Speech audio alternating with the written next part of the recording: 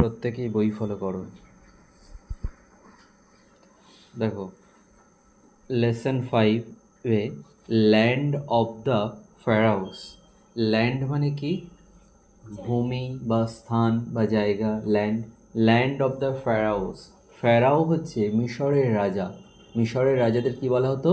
ফেরাও। PHARAOH, ফেরাও। মিশর দেশটি কোন মহাদেশে অবস্থিত কেউ জানো? আফ্রিকা মহাদেশে। কোথায়? আফ্রিকা মহাদেশে। মিশর কোন নদীর তীরে? ইতিহাসে পড়েছে তো। কোন নদীর তীরে? নীল নদের তীরে। পড়নি? আচ্ছা, মিশর হচ্ছে নীল নদের তীরে অবস্থিত, তাই তো? মিশরের ক্যাপিটাল কোনটা? রাজধানী কোনটা মিশরের? কায়রো। মিশরের রাজধানী কায়রো, ঠিক আছে? তাহলে দেখো, ল্যান্ড অফ দ্য ফেরাউস মানে ফেরাওদের ভূমি। ল্যান্ড অফ দ্য ফেরাউস কথার অর্থ কি? ফেরাওদের ভূমি। দেখো, দ্য সিভিলাইজেশন। সিভিলাইজেশন কথার অর্থ হচ্ছে সভ্যতা। The civilisation we call ancient Egypt. সভ্যতা যেটিকে আমরা বলি প্রাচীন মিশরীয় সভ্যতা, ফ্লারিশড অ্যাবাউট, এই যে FLOURISH, ফ্লারিশ উচ্চারণ হবে ফ্লারিশ। ফ্লারিশ মানে কোনো কিছু উন্নতি লাভ করা বা মাথা চাড়া দিয়ে ওঠা, ঠিক আছে? তাহলে বলছে the civilisation we call ancient Egypt, সেই সভ্যতাটি যেটাকে আমরা বলি প্রাচীন মিশরীয় সভ্যতা, ফ্লারিশড অ্যাবাউট 5000 ইয়ার্স এগো, উন্নতি করেছিল প্রায় 5000 বছর আগে। When the rule of the ফেরাউস began. When মানে যখন, দি রুল অফ দ্য ফেরাউস বিগ্যান, যখন ফেরাওদের শাসন শুরু হয়েছিল। শুরু হওয়া ইংরেজি কি? বিগিন। আর শুরু হয়েছিল ইংরেজি কি? বিগ্যান, ঠিক আছে? তাহলে কি বলছে? যখন 5000 বছর আগে যখন সেই ফেরাওদের শাসন শুরু হয়েছিল, তখন এই মিশরীয় সভ্যতাটা কি হয়েছিল? উন্নতি লাভ করেছিল, ঠিক আছে? They made Egypt a rich and powerful nation. They made Egypt, তারা ইজিপ্টকে বানিয়েছিল a rich and powerful nation, একটা ধনী এবং ক্ষমতাশালী রাষ্ট্রে বা দেশে, দেশ বানিয়েছিল, ঠিক আছে? তাহলে রিচ মানে কি? ধনী বা সমৃদ্ধশালী, তাই তো? অ্যান্ড পাওয়ারফুল মানে ক্ষমতাশালী, আর নেশন মানে দেশ বা রাষ্ট্র তৈরি করেছিল। অ্যাডমায়ার্ড, এই কমা দেওয়া আছে না? অ্যাডমায়ার, ADMIRE, ওয়ার্ডগুলোকে ফোকাস করবে। ADMIRE, অ্যাডমায়ার মানে প্রশংসা করা। আর এখানে কমা দিয়ে অ্যাডমায়ার্ড লেখা আছে না, সেকেন্ড ফর্ম লেখা আছে না, এর মানে হচ্ছে অ্যাডমায়ার্ড মানে এর আগে কমাটা দেওয়ার অর্থ দ্যাট ওয়াজ অ্যাডমায়ার্ড। দ্যাট আর ওয়াজটা আছে মানে যেটি প্রশংসিত হয়েছিল। কমার আগে দুটো ওয়ার্ড আছে, দ্যাট আর ওয়াজ। তাহলে admired through out the ancient world, যেটি প্রশংসিত হয়েছিল প্রাচীন বিশ্বের সর্বত্রই, ঠিক আছে? তাহলে এই রাষ্ট্রটি প্রাচীন বিশ্বের সর্বত্রই প্রশংসিত হয়েছিল। দে অলসো অর্ডার্ড, তারা আরও আদেশ করেছিল। কারা? সে ফেরাওরা আরও আদেশ দিয়েছিল the building of great temples and elaborate tombs for themselves. The building, এই বিল্ডিং কথার অর্থ হচ্ছে নির্মাণ। The building of great temples and elaborate tombs মানে বড় বড় মন্দির এবং সুবিশাল সমাধি নির্মাণের, ফর দেমসেলভস তাদের নিজেদের জন্য। তাহলে তারা আরও আদেশ দিয়েছিল তাদের নিজেদের জন্য বড় বড় মন্দির এবং সুবিশাল সমাধি নির্মাণের, ঠিক আছে? TOMB, টম মানে কি? টম মানে হচ্ছে সমাধি, ঠিক আছে? আর টেম্পল মানে মন্দির, সমাধি মানে কবর যেগুলো বলে। তারপর দ্য ইজিপশিয়ান ব্লিভড, এই যে ইজিপ্ট মানে কি বললাম? ইজিপ্ট মিশরের রাজধানী, আর ইজিপ্টে যারা থাকে তাদেরকে বলা হয় ইজিপশিয়ান। কি বলা হয়? ইজিপশিয়ান। এখানে টি এর উচ্চারণটা তালবস্যা হয়ে যাবে। দ্য ইজিপশিয়ান ব্লিভড দ্যাট, ইজিপ্টের মানুষেরা বিশ্বাস করতেন যে অল ফ্যারাওস ওয়্যার গড কিংস, সকল ফ্যারাওরা ছিলেন ঈশ্বরীয় রাজা। ঠিক আছে, মানে তাদের সঙ্গে ঈশ্বরের একটা কি যোগাযোগ সম্পর্ক আছে। ঠিক আছে, মানে ঈশ্বরীয় রাজা, god kings. Ancient Egyptians used picture writing called hieroglyphs for inscription in the tombs and temples. বলছে ancient Egyptian used picture writing, মানে প্রাচীন ইজিপ্টের লোকেরা ব্যবহার করতো, ইউজড মানে কি ব্যবহার করতো, পিকচার রাইটিং মানে চিত্রলিপি, মানে তারা কিছু ছবি দিয়ে চিত্র দিয়ে দিয়ে লিখতো, চিত্রলিপি, কল্ড হায়ারোগ্লিপস। এই কল্ড কথার অর্থ নামে, কল্ড হায়ারোগ্লিপস, হায়ারোগ্লিপস নামে কী জন্য ব্যবহার করতো? For inscription in tombs and temples, সেই কবর এবং মন্দিরের মধ্যে অন্তর্লিখনের জন্য, অর্থাৎ লিখে রাখার জন্য কিছু। ঠিক আছে, মন্দিরের মধ্যে বা সেই সমাধিগুলোর মধ্যে কিছু লিখে রাখার জন্য তারা কিন্তু ব্যবহার করতো হায়ারোগ্লিপস নামে কিছু চিত্রলিপি। তারপরে দেখো এনশিয়েন্ট ইজিপশিয়ান ইউজড, ওটা পড়লাম তো। তারপরে দেখো paper was made from thinly sliced papyrus stems. বলছে পেপার ওয়াজ মেড, কাগজ তৈরি হতো, from thinly sliced papyrus stems, পাতলা প্যাপিরাস গাছের কাণ্ডের টুকরো থেকে। থিনলি কথার অর্থ হচ্ছে পাতলা, স্লাইসড মানে টুকরো, আর প্যাপিরাস একটা গাছের নাম, আর স্টেম মানে কি, স্টেমস মানে হচ্ছে কাণ্ড। তাহলে প্যাপিরাস গাছের পাতলা টুকরো থেকে কাগজ তৈরি হতো।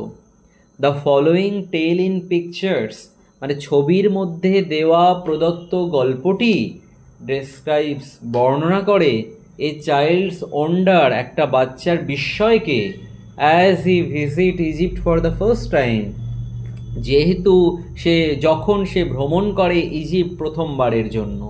তাহলে কি বলছে, ছবিতে দেওয়া যে গল্পটি সেটা বর্ণনা করে একটা বাচ্চার বিস্ময়কে, মানে সে অবাক হয়ে যাচ্ছে সবই দেখে, বিস্ময়কে, যে যখন সে ইজিপ্ট ভ্রমণ করে প্রথমবারের জন্য। ঠিক আছে, তাহলে দেখো এই পার্টটা অনেকবার রিডিং করতে হবে, ওয়ার্ডগুলোর উপর মুখস্থ করে নিতে হবে আগে। তুমি যদি এরকম সিভিলাইজেশন মানে সভ্যতা, এনশিয়েন্ট মানে প্রাচীন, তারপরে হচ্ছে ফ্লারিশড মানে উত্থান হয়েছিল বা উন্নতি করেছিল, তারপরে এখানে আছে ফ্যারাও মানে হচ্ছে মিশরীয় রাজা, এগুলো যদি তুমি না মুখস্থ করো তাহলে রিডিং পড়তে গিয়ে তোমার কিন্তু প্রবলেম হবে। আগে ওয়ার্ড মুখস্থ করে নেবে, ঠিক আছে, তারপরে এগুলো পড়বে। দেখো কায়রো ইজিপ্ট মানে কি, কায়রো ইজিপ্ট, ইজিপ্টের কায়রো, ইজিপ্টের কায়রো, ইজিপ্ট মানে মিশরকে বোঝানো হচ্ছে, ইজিপ্টের কায়রো। প্রথম ছবিতে আছে, যে ছবি দেওয়া আছে দেখো, এটা ইজিপ্টের Cairo. So finally we are in Cairo, বলছে সুতরাং finally we are in Cairo, মানে অবশেষে আমরা কায়রোতে। কে বলছে? ঈশান। দেখো ঈশান বলছে না, বলছে so final we are in Cairo, অবশেষে আমরা এখন কায়রোতে। We are going to Giza Ishaan, we are going to Giza Ishaan, Ishaan আমরা যাচ্ছি বা আমরা চলেছি গিজাতে, to see 3 great pyramids, to see মানে দেখতে, 3 গ্রেট পিরামিডস 3টে বড় বড় পিরামিড দেখতে আমরা এখন গিজাতে চলেছি। গিজা কায়রোর মধ্যে একটা জায়গা, ঠিক আছে। তারপর দেখো কে বলছে, ওটা ঈশানের মা বললেন, তাই তো। হোয়াটস এ পিরামিড মা, হোয়াটের মাথায় অ্যাপোস্ট্রফি এস আছে না, তারপর what is, what's a pyramid মা, মা পিরামিড কি? A pyramid is a huge triangular monument, একটা পিরামিড হয় একটা বড়, মানে হিউজ মানে বিশাল, ট্রায়াঙ্গুলার মানে ত্রিভুজাকৃতি, আর মনুমেন্ট মানে সৌধ। তাহলে একটা পিরামিড হয় একটা বিশাল ত্রিভুজাকৃতি সৌধ। দ্য বেরিয়াল গ্রাউন্ড, এই যে BURIAL প্রনাউন্সিয়েশনটা হবে burial, the burial ground of the pharaohs, তাহলে ফ্যারাওদের সমাধি ক্ষেত্র বা সমাধি স্থান, এখানে ফ্যারাওদেরকে সমাধি দেওয়া হয়, ঠিক আছে। তা বলছে and who is a pharaoh, Ishaan আবার প্রশ্ন করছে, and who is a pharaoh, ফেরাওকে ফেরাওকে জিজ্ঞেস করছে। A pharaoh is an Egyptian king. একজন ফেরাও হন একজন ইজিপশিয়ান কিং, মানে ইজিপ্টের বা মিশরের একজন রাজা। ফেরাও হন মিশরের একজন রাজা। The pharaohs lived around 5000 years ago. এই লাইনটা থেকে প্রশ্ন আসে। দ্য ফেরাওস লিভড, ফেরাওরা বাস করতেন অ্যারাউন্ড 5000 ইয়ার্স এগো, প্রায় 5000 বছর আগে। We are going to see so many interesting things. বলছি we are going to see মানে আমরা দেখতে চলেছি। এই উই আর গোয়িং মানে আমরা যাচ্ছি, কিন্তু যাচ্ছি না বলে চলেছি। We are going to see আমরা দেখতে চলেছি। সো মেনি ইন্টারেস্টিং থিংস অনেক মজার জিনিস। সে বলছে আমরা, ঈশান বলছে আমরা দেখতে চলেছি অনেক মজার জিনিস। I wish father had come with us. যদি বাবা, সে বলছে I wish father had come with us, যদি বাবা আমাদের সাথে আসতো। এই আই উইশের মানে আমরা যদি বলবো, যদি বাবা আমাদের সাথে আসতো। ঈশান বলছে the prize I won at the singing competition entitled only to for a sponsored tour of Egypt। বলছে the prize পুরস্কারটি I won at the singing competition, এই আয়ের আগে একটা দ্যাট লেখা আছে, দ্যাট I won যেটা আমি জিতেছিলাম, at the singing competition গানের প্রতিযোগিতাতে, entitled only to for a sponsored tour of Egypt। entitled only to অন্তর্ভুক্ত ছিল শুধুমাত্র দুজনের নাম, ফরে দুজনের জন্য, ফরে স্পন্সার ট্যুর অফ ইজিপ্ট ইজিপ্টের একটা প্রতিশ্রুতিমূলক ভ্রমণের জন্য।